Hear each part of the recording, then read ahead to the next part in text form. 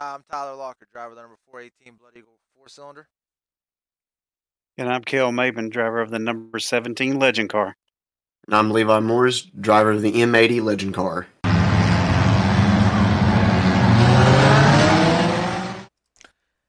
Heyo, what's going on, everybody? Welcome back for another week, another episode in the books at the Blood Eagle Racing Podcast. Of course, now I got my two buddies back with me, Cale and Levi. What's going on, guys? I just got back from vacation, then went right into a race, and then today just getting the trailer unloaded and just did church and lunch and did a lot of work around the house today. So it wasn't nothing for once. No, I had to. I was gonna say nothing much, but then after you dogged me the last time, I was like, I better have something prepared to say this week. So took you all week to come up with that, huh? No, 2 weeks, because it's been 2 weeks since I've been on. Yeah, that's right. It took me 2 weeks to get it. Yeah. No, we had a good time. We went to Disney World.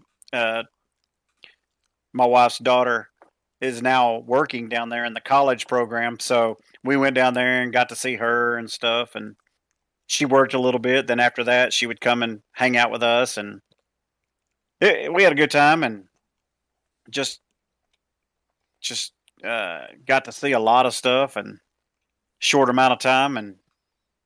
But we'll get into our races from last night, Saturday night at Atomic Speedway. But it's kind of pretty eventful, and for me and Levi.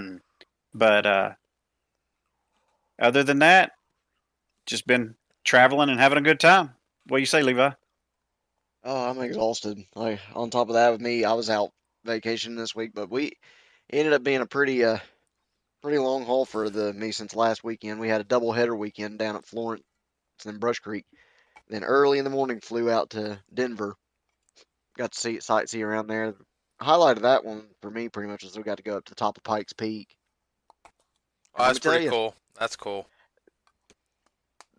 You wouldn't believe it, but yeah, the altitude definitely makes a difference when you're trying to breathe.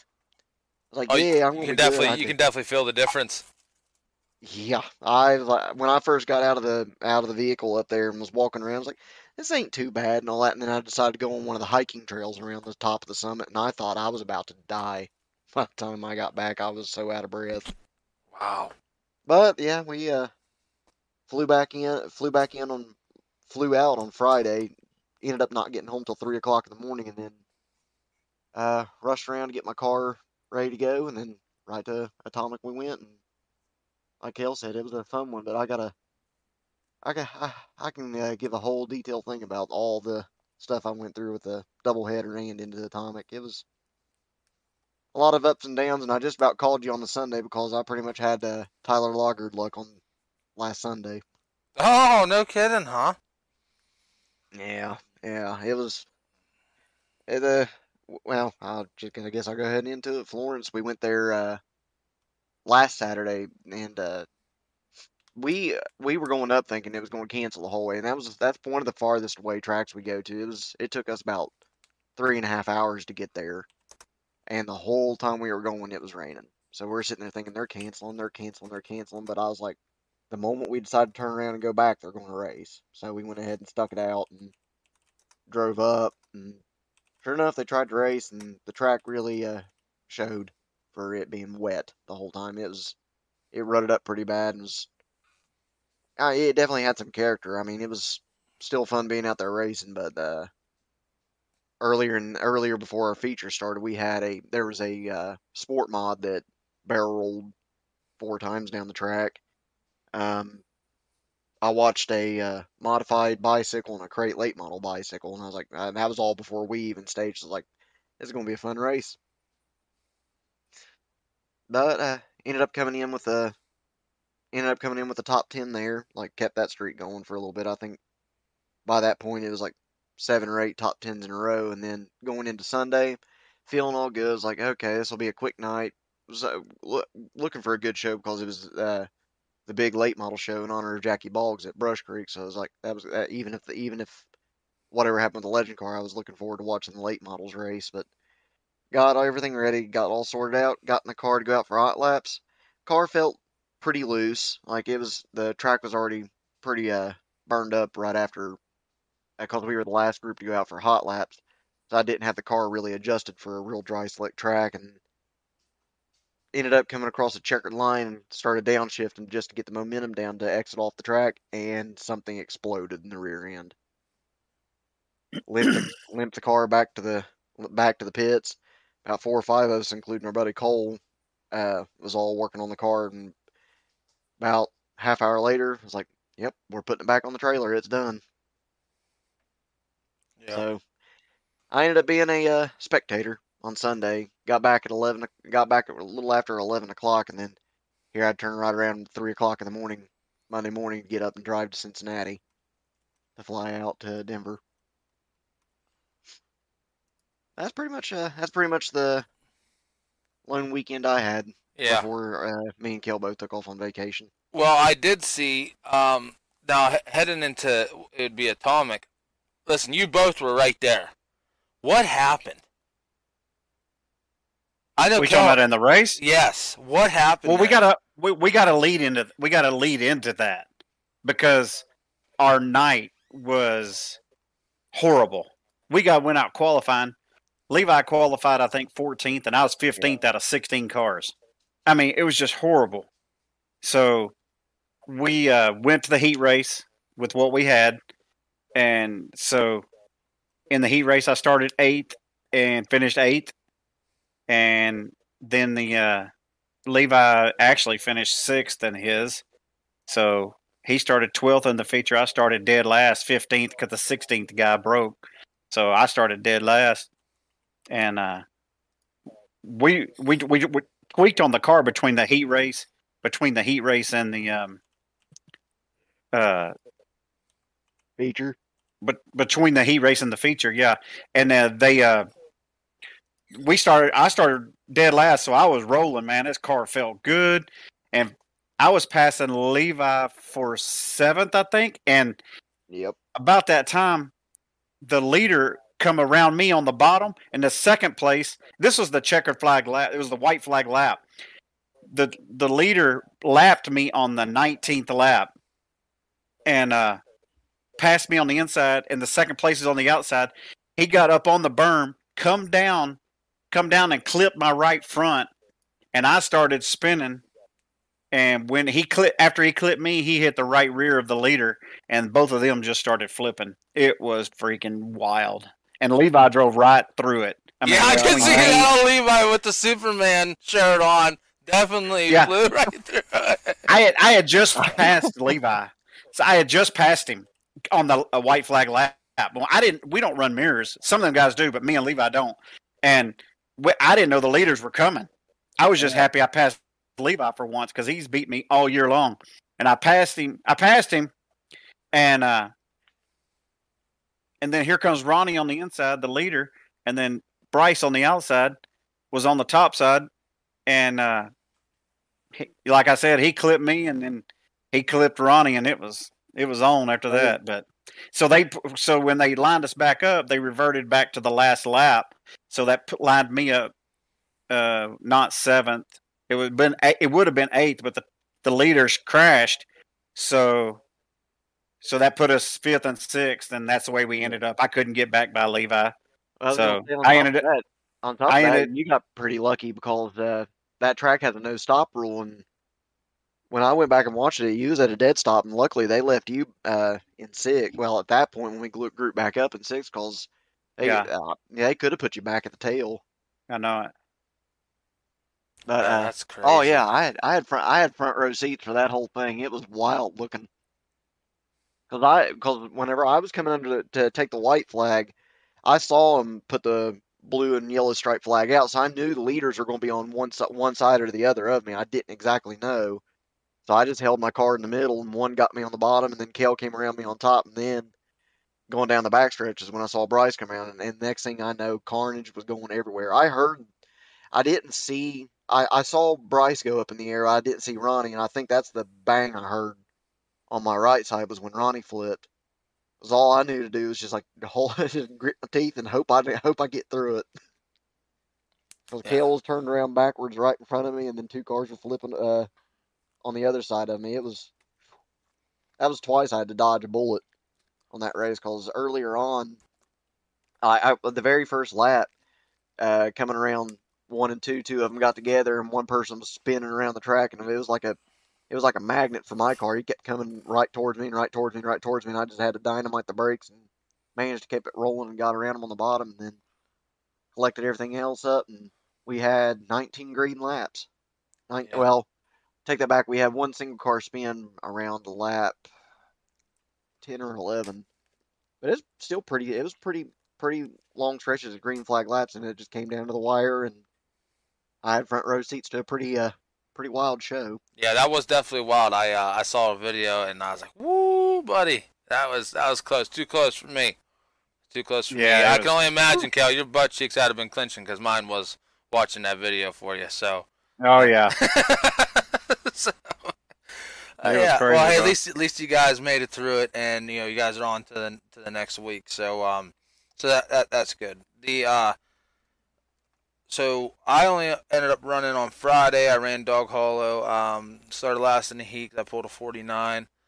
Made it up to second. Started fourth. Took the lead by lap 2. Pulled about 15 cars on everybody, and then gear in the tranny went out again. So I am loss of words, and I don't know where to go from here. So that's the sixth tranny this year. So I don't know really what to do. But that's it's discouraging, but it is what it is.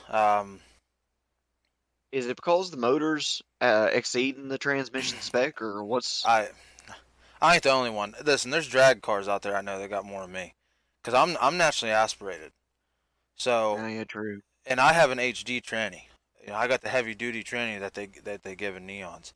So the other ones that I blew apart weren't HD. So I put an HD one in there. Okay. And the only thing I could think of was last year we ran a stock clutch and it was slipping. Every time I'd come off the track, I could smell it burning. So that was given. Now I'm not running a stock clutch anymore. I don't know. I was told that I don't have enough power to break the trannies, but I want to know then why am I? So you know what I mean? What's the reasoning for it? Because I know what mine produced on a dyno, and I'm exceeding that number, but it's not by much. So Right. I want to say no, it's not a power issue, but then why is it doing it? So you know what I mean? I was told it was an underlining issue, like oil it wasn't getting oil right or something, but I've been on the horn last 2 days trying to figure it out. And there is a way I can probably do it, but it's going to mess my car all up. So not sure how I want to go about it. I could run like an SRT4 tranny, but that means I got to switch my clutch to hydraulic. I got to my gearing's going to be completely messed up. So I'm trying to avoid that. So I just been on the horn constantly. And actually, even after this podcast, after this episode, I'm going to be back on the phone trying to figure it out here for next Friday because car was hooked up and she was running good. So I didn't post any videos of it because the one video that I can get my hands on can't get sent to me because it's too large. So Yeah. I just Man, that feature for us. I mean, we made some adjustments after the heat, man. Going to the feature, and I don't know, man. It just I was rolling. I started 15th, and I was passing Levi for what 7th or 8th, Levi, Seventh at the and time. Yep. 7th at the time, yeah. And it was handling and running so good. that's But good. obviously not as good as those leaders. I mean, they're super fast. But I mean, I was feeling good and having a blast. Yeah, that's what it's about. And finally getting to run people down and pass them, and had a great run for once for the year. It's just it was fun. Right. But now heading into this next segment, I know last week I hit a few topics, and there is one topic I should have hit with you guys. I should hit them all with you guys, but there is one here that is a good one, and especially Levi, you just started into, you're in your sophomore year. Cal, you're in, well, I can't remember. And I Third. use, yes. So you're Your like in your junior year. junior year of it, and I'm like a 10th year senior. So it's just a little joke there. But anyways, what's the best advice that you guys have gotten? Cal, we'll go start with you first. Oh my gosh, man. I don't know the best advice. Me and Levi was talking about this a while ago. The best advice. I don't know, man. Just I'll tell you what. I'll pass it to Levi, and you think about it, Cal. all right, yeah. Go ahead, Levi. Open up entry. Open up entry and stay in the gas a little harder. Yeah, so that's like 'Cause the exact that's- opposite of what I said last week. Yeah. That is the exact Yeah, opposite. it is. It is. It was the exact opposite of what you said. Just Right. you helped that one driver out, you said. Yeah, Ashton Well- Duffmore, yeah. But, yeah. Which that's And then he won. Yeah, that's a nature of the difference in our cars, where yours are front wheel and ours are rear wheel. Well, the driving style. yes, on a tacky track, it's all track conditions. Because on a Oh yeah. tacky track, you actually put your foot down the whole way because that's what pulls your car down. Because we run lock trannies. So, because if you don't, then they'll push. But I do know what you're saying, especially, you know what, and actually that is so what you just said, Levi, is what Adam Jones, we had him on the podcast. That's what I told him. Running in harder. You ain't running in hard enough. That's pretty much the same thing, right? You're saying open on entry. You're saying to get on the gas. So and yeah, that is because inside the car. I don't know about you, Levi, but I know when I first started, it seemed like the corner was coming up a lot quicker than what it was. Oh yeah. So then, Oh, yeah. so then you back off of it, thinking that and you need to take it in another 5 car lengths before you lift. Is that what you're getting at? Oh yeah. That and just the way to get the car where we rely a good bit on rear steer, or to get our cars to actually start kicking around like we want them to. Because I have a bad habit of trying to drive it almost like you'd think an asphalt track would, and with the dirt cars, it does not work at all. Right. It especially as tacky as that track was last night, it was not like it was really like almost matted most of the way around the track. Like just lift enough just to let the car, after you had already committed to the turn, just lift enough to let the car get upset a little, Right. and then right back in it to get that thing hooking up. Right. Now, Kel, we're gonna take it back to you. What was your best advice? What's funny is that exact same thing is what somebody told me to do last night. And I did it, and I started running.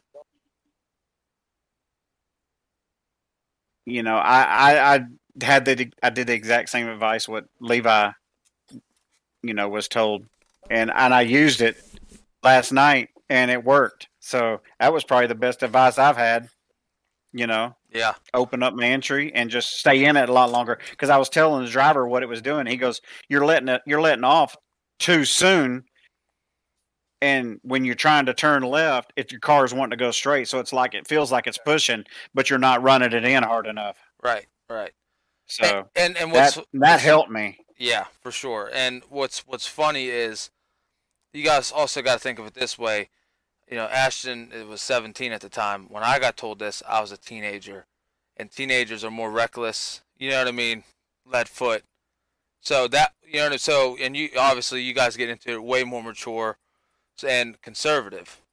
So and that's just the nature of humans, I guess. But yeah, I mean that definitely the best advice is definitely whenever what I'm trying to get at is when you get into racing, roughly when, because are you more aggressive or are you conservative, is definitely going to tell the different pointers you can give to somebody. And if you're listening and someone asks you advice, take that into consideration, of their mentality and how they're attacking the track, for sure. So Right. yeah, because a lot of different things go into it. We're just saying personal, personal things that has helped us, and the great advice that we've all got, from other drivers. I mean, for sure, definitely great advice. But yeah, the Yeah, actually, I don't know where I was going with that. I did want to go into another little segment. I guess there was something that happened at a track this past weekend. I just got told it probably about, I don't know, a couple hours ago. But I said about Marion Center and their new rule that they did with the uh, bead lock, and I guess another five. I didn't show up to Marion Center this past weekend, obviously, but heard it was rough again. And the I don't know if it's the track owner. I don't know who he is, or the promoter. He just told everyone if they don't like it, then to leave. So that was a real good mentality. And if I was the owner of a track, I'd tell that guy to leave. But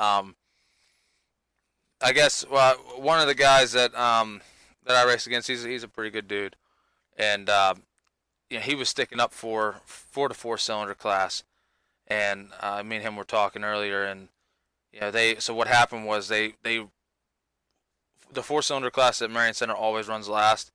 I'm not dogging on them because I really do like that track. I like the shape of it. Back in the day, man, I used to have a blast there. I looked forward to more on Saturday nights and Friday nights at Marion Center. And at the end of the day, it's just guys care about the class. Guys care about racing. Why do you have guys bitching all the time about racing? Is because they care. They don't want to see it. I wouldn't want to say everybody because there's some Karens out there for sure. But most guys, it comes from a good place. 110%. Like, I would like to go to Marion Center more, but I'm not going to if the track's rough. I'm just going to, all I'm doing is hurt myself. Why would I do that? Why would anyone want to do that? And, and drivers want a good race surface so they can make passes and put on a good show and have fun and, not have to, worry about blowing tires out or, listen, I blew a tire out at Roaring Knob one time and I totaled a car just by blowing a tire out. And that happens, a lot. That's part of racing. So if the track can be decent, and now we're going on past a month where the track's been absolutely terrible, then hey, they got to do something different, and having that mentality is not good. So I believe they were running third for the night. The four cylinders were, and they ended up switching them, saying nope, you guys are going to run last again. And the one guy said, hey, that's not right. You said last week, which I did say on the race receiver, you guys won't be last next week. And he was expressing his opinion. You guys told us last week we weren't. What the heck, why are you guys treating us like dirt? And I guess they got into an altercation, and I got his back 110%. 110% on this one. I don't care who likes it or who doesn't. This is my opinion, and I stand behind it 110%. Four cylinders determine whether a track's gonna go under or succeed. 110%. I say that's how many times I gotta say it. So, and promoters don't give a shit about. Sorry, I'm swearing here a little bit, but this is that's something I care about, and they don't care if the four cylinders, whatever, they're gonna treat them like dirt. Well, then unfortunately that track's gonna go under, and nobody wants to see a track go under. We finally know now that we actually have as a standing and a voice in or at the racetrack, because we're the most numbers in that show. We have the most numbers. Now there is not the case. There's not the case, and now they're hurting. Dog Hollow, it was the same thing. And to tell you what, they've really done something good there, and I'm glad to see it at Dog Hollow. They're starting to get the cars back in the stock or non-rough driving class, that's what I like to call it. Man, we had a bunch of battles, and it was a lot of fun. I was a hazard on the track running in fourth gear pretty much, and nobody doored me. Nobody, everyone picked the line, and that's how racing is. You pick a line and work around the guy. Do your best. But there was nothing crazy like that. But yeah, I don't know. I just wanted to say because I know a lot of people listen that are from around here, and I just wanted to say I'm totally with them two decisions that he made. The driver at Marion Center, I stand behind him 110% with it.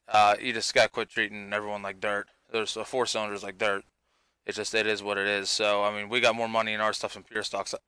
said that before too, because I know because my uncle runs a pure stock, so I Yeah. know, yeah, I know that whole thing. And the dog hollow, that was a real big a real big topic, and even Rob was on here talking about it. And hey, proof's in the pudding. They're getting more cars now, so obviously what they did was for the better of the racetrack. And I talked to one of the owners personally. I actually got his phone number, and I messaged him personally, saying, hey, that was I'm so glad to see you guys are getting the cars now, and I plan on attending as much as I can, and hopefully it's enough to save you guys. That's pretty much what I said. And he was thankful for that and appreciative, and I appreciate him for dealing with all the stuff, so I got somewhere I can go and have a good time. So, but I know you guys don't have that track drama up there, but this is definitely the craziest I've ever seen it. But it is what it is. It is what it is, and it's working out for him in both. Working out for Dog Hollow. I don't. We're gonna see how that all unfolds at Marion Center. I'll keep everybody updated. But I you're just talking about that. When the classes run each week, I think they ought to alternate it every week. they should. Like we ran second at Dog Hollow. Like that's great. Yeah, they always run the late models first everywhere, almost everywhere we go. Them or sprints, whoever. Yeah, them are sprints. Okay, if they're first this week, what the track back home is, if they're first this week, they're last next week. And then the second, whoever ran second this week is first. So they rotate it so everybody gets a late night or an early night or, mid, in the middle. You know what I mean? Right. Just, it should be spread around, not just the same people last every time. It's not right. No, it's not. I want to say they ran us first last night. And it was kind of nice getting home before 1 o'clock in the morning. Yeah. Yeah, for sure. And that's hey, I've said it a couple times. I cannot watch I can't watch some of the late model races. I can't. It's so cringing, and it's just spin out after spin out after spin out, and it's just I can't watch them. And when you're sitting in lineup waiting, and they're in front of you, and it's just caution after caution. Like I can't speak for I'm speaking just for me and the tracks I go to. The 4 cylinders aren't that bad. I think Friday night we had 2 cautions. That's not bad at all. That's a normal race. Stuff does happen. But when you're on your 6th or 7th caution, it's just it's just rough. It's just so we had rough. Our cars actually, I think, put on a decent show last night because we had 2 cautions. Did we have any cautions in the heat races? I don't think we did we? We had one in mine.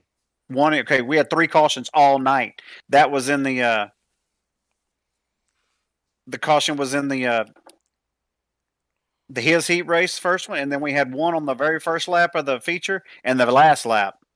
So, but we had a green-white checker after that big wreck where the cars flipped. Yeah, and I mean that's you're gonna have, like I said, stuff is gonna happen, but when it's every week. It's every week. Like when a big late model show's coming, I hate that. I'm like, oh my god, this is gonna be terrible. Oh yeah. This is gonna be terrible. It's just, I think for the show that we had at Marion Center a few weeks ago, actually it was a while ago now, last month or whatever. I think we had a total of probably 3 or 4, but there was also, 25 of us, 26 of us, and we were going, I think 18 laps, 20 laps. So we had a longer race because normally we're on 12, and we still had that's no cautions for 20 laps and for that many cars. Yeah. If that was a late model show, it would have been up in the teens, I can imagine. It's just, and I know that's what people like. People like the fast cars and stuff. I just don't know how that's enjoyable for anybody to just see caution after caution. It's just it can't be fun for anyone. So, but hey, like I said, all I can do is just hope that Marion Center gets their head out of their tail end, and they get after it the right way. And like you said, that'd be the easiest easiest way is just to rotate everybody. I like they do run like pure stocks and street stocks up here first a lot, just to break the track in a little bit, and then like so the pure stocks were no, actually it was the crate late models. They were number one, and then on Friday, and we were number two, and the track was nice and smooth. There was no ruts or nothing, so it's not like you can't run 4 cylinders in the front because they'll trench the track, and that's not even the case. So, but yeah, hopefully they do. Hopefully, I hate that. I cannot stand when a track takes a crap on a little guy, and really we're not little guys anymore. So I don't know I don't know how else to put it, But yeah, so that's how that was. Now heading into news, I do got some, but I'll start with you guys here. What do you guys got in your neck of the woods? No, the only news we got what's Nick's last name? Levi, that won last night. Nick O'Brien. Nick O'Brien. Yeah, he got his first career legend car win last night. So, and he's brand new this year, so that was pretty cool for him. And then Casey Ulm in the Tri-State Legend Car Series got a win over at Circle City. That was his second win of the year, so that's pretty cool for them. But other than on news wise, that's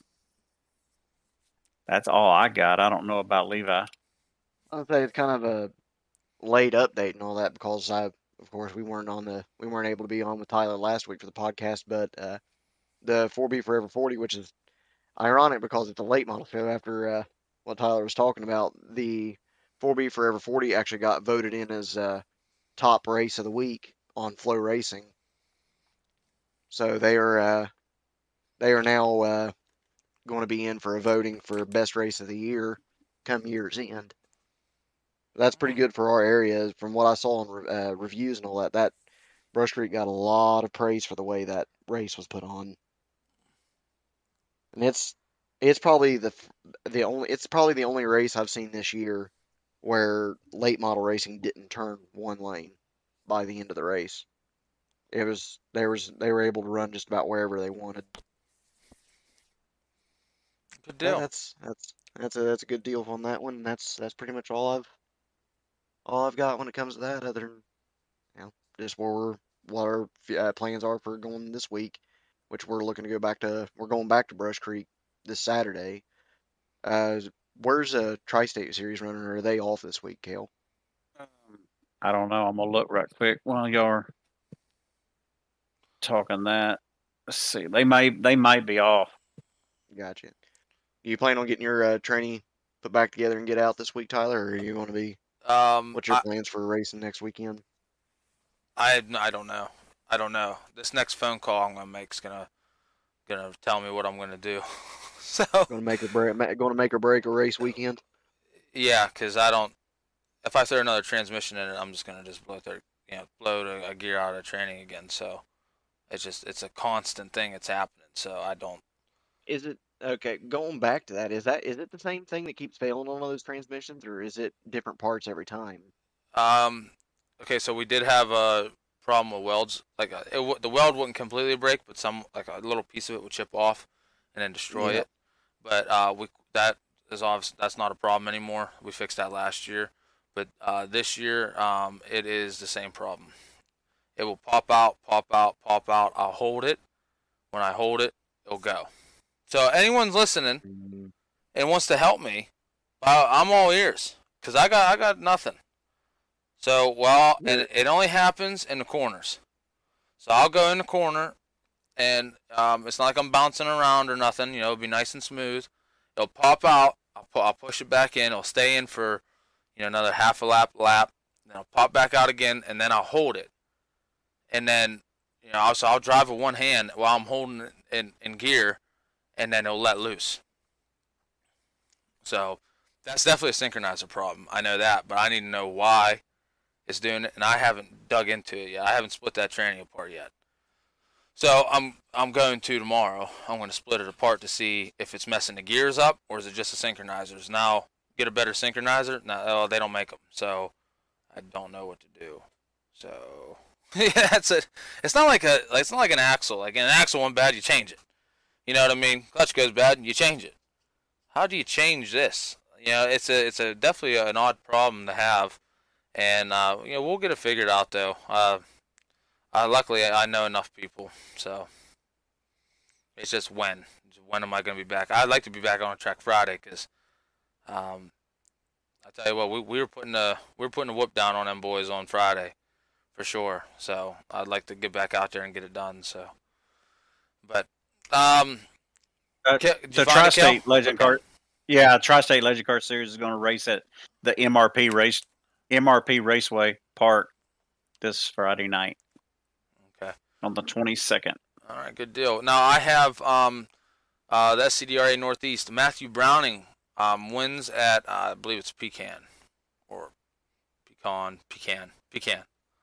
He wins. I'm glad there was a good showing out there. There was a guy actually who was going around the track. I don't know if he finished it because I quit watching the video, but I know it was at least 5-6 laps. He had his hood up. His hood was up, and he was in second. He was doing pretty good. Jeez. Yeah, Wow. he didn't. His hood flew up, and it stayed right there, and he was still in second place, and he held it for a while. So, kudos to that guy. I can't believe they didn't black flag him, but obviously he wasn't enough of a hazard. But Skyline ended up getting canceled. They rescheduled for September 17th.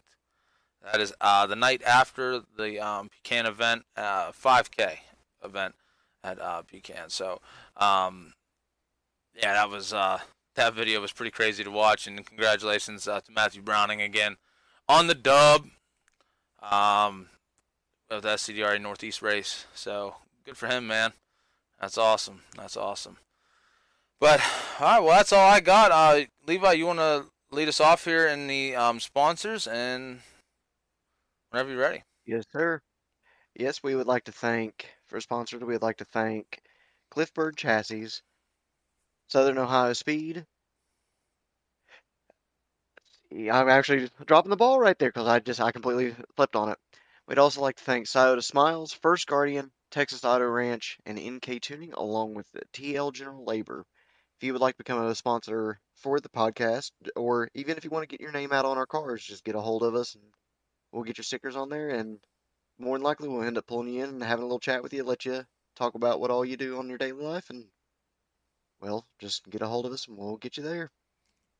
10-4. All right, everybody. We will catch everyone next week. Worldwide.